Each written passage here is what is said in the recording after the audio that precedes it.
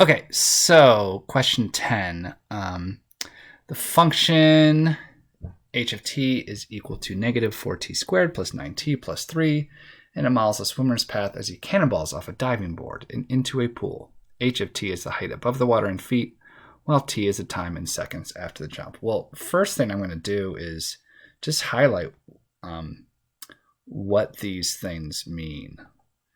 So h of t is the height, and t is the time in seconds. So the thing about this little 1.5, that's t, that's time. So I know the time. I'm trying to find the height. Now, one way to find the height is just use synthetic substitution and put that 1.5 into this equation. Another is just substitute 1.5 in for t and get your calculator out and find the value. And a third way is just to plug that graph into Desmos. So negative 4t squared. Oops, you can't use t. FYI, got to use x. Negative 4t squared plus 9t plus 3. Okay. Plus 9x plus 3. I'm not allowed to use t. Oh, okay, so you can see the diver. They're jumping, flying up, and going down.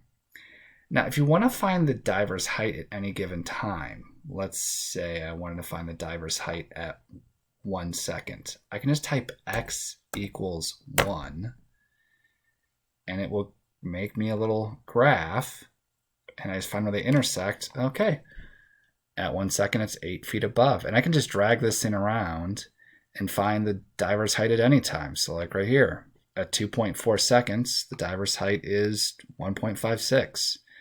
At 0.2 seconds, the diver's height is 4.64 seconds.